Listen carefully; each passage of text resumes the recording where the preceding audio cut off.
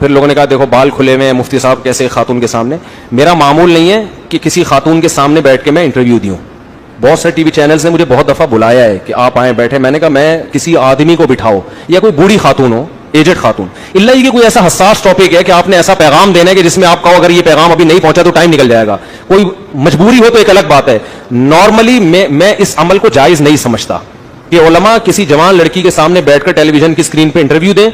میں نہیں کہہ رہا کہ تو علماء یہ کر رہے ہیں وہ غلط ہیں برے ہیں, ان کے پاس کوئی دلیل ہوگی یا ہو سکتا ہے ان کے پاس کوئی تعویل ہو, لیکن میری رائے یہ ہے کیونکہ اس سے بے پردگی پروموٹ ہوتی ہے, اس سے میسج یہ جاتا ہے کہ یہ کوئی غلط بات نہیں ہے, یہ میسج جاتا ہے. اس لیے ٹیلی ویژن چینلز میں جو میرا اب تک معمول رہا ہے وہ یہی ہے کہ میں اسٹوڈیو گیا تو پتا چلا کہ کوئی جوان لڑکی بیٹھی ہوئی ہے انٹرویو لینے کے لیے, تو میں نے وہاں وہ انٹرویو کیا کر دیا, کینسل. میرا جب سے ٹی وی میں جانا شروع ہوا میرا یہ معمول ہے, میں کہتا ہوں بھائی کسی آدمی کو بٹھائیں.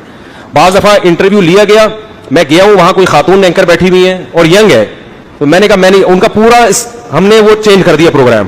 میں نے کہا میرے لیے الگ بیٹھنے کا انتظام کریں. سب ادھر بیٹھے ہیں, مجھے وہیں پر الگ دور کرسی پہ بٹھایا گیا اور ٹیلی فونک رابطہ کیا گیا ہے مجھ سے, حالانکہ میں وہیں بیٹھا ہوا ہوں, میں دور بیٹھا ہوا ہوں, میرے لیے الگ بیٹھنے کا انتظام کیا گیا اور مجھے ٹیلی فون پہ لیا گیا ہے. تو میں اتنا اہتمام اس میں کرتا ہوں. یہاں بھی ایسا ہی تھا کہ مجھے انہوں نے کہا کہ وہ براہ راست, میں نے کہا میں نہیں دوں گا. تو پھر فون پہ یہ انٹرویو میں نے دیا. فون پہ کون دوپٹہ لے کے بیٹھا ہوا, یہ میرا ہیڈک نہیں ہے, یہ اس کو اگلے کا ہیڈک ہے. فون پہ تو صبح شام خواتین کی کال آتی ہے, میں تھوڑی آپ دوپٹہ پہن کے بات کر رہی ہیں, دوپٹے کے بغیر بات کر رہی ہیں. کیونکہ نیچے لوگوں نے بہت برا بلا کہا ہوا, اس کو دیکھو مفتی کو یہ کیسی بات, عورت سے کیسا فری ہو رہا ہے, عورت سے کیسی بات, دوپٹے کا کہہ کے دو اس کو. بھائی مفتی صاحب کو چاہیے تھا, یہ تو بولتے ہیں کہ دوپٹہ لو. مفتی صاحب تو بھائی ساری دنیا کی عورتوں کو کہہ رہے ہیں دوپٹہ کیا برقع لو, ٹھیک ہے نا. تو اس میں کرن ناز ہو یا کوئی بھی ہو, سب آ رہے ہیں اس میں, تو ہم تو ساری دنیا کی عورتوں کو کہہ رہے ہیں. اب کوئی خاتون مجھ سے کال پہ بات کر رہی ہے, میں کہ دوپٹہ ہے کہ نہیں ہے, برقع لیا ہوا کہ نہیں لیا ہوا, تو یہ پھر زیادہ ہو جاتا ہے. تو میں نے ٹی وی والوں سے یہ کہا تھا کہ میں خاتون اینکر کے سامنے بیٹھ کے انٹرویو نہیں دوں گا. تو میرے سامنے کیمرہ مین تھا, کالے کلر کا تھا, کلر بھی یاد ہے, بڑی بڑی مونچھیں تھی اس کی. مجھے بدنظری کا اس میں کوئی عنصر نہیں تھا, سمجھ رہے ہو, نہ کوئی گناہ کی محفل تھی.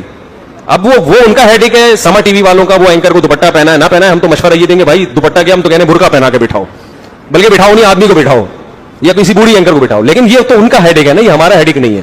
تو نیچے اتنے لوگوں نے نیگیٹو کمنٹس کیے, یہ دیکھو مفتی صاحب, یوں دیکھو مفتی صاحب. باقی یہ کہ وہ لوگ کہہ رہے ہیں کہ مفتی صاحب نے اس کو دوپٹے کی ترغیب کیوں نہیں دی. بھائی ہو سکتا ہے ہم نے دی ہو, یا ہو سکتا ہے ابھی نہ دی ہو, مصلحتاً بعد میں ہم دے دیں. فون کر کے میں کسی بھی وقت کہہ سکتا ہوں کہ محترمہ دوپٹہ لیا کریں, وہ کہیں گے بہت شکریہ, آپ کے بیانات ہم نے سنے ہوئے, دوپٹے کے بارے میں بھی اور برقعے کے بارے میں. دوسری بات یہ کہ یہ جو میں انٹرویو بعض دفعہ دیتا ہوں یہ بہت حساس ٹاپک ہوتے ہیں. چینل ٹی وی ہمارا نہیں ہے, میڈیا جس کے پاس ہوتا ہے تو آپ اس کی پالیسیوں کے مطابق چلتے ہو.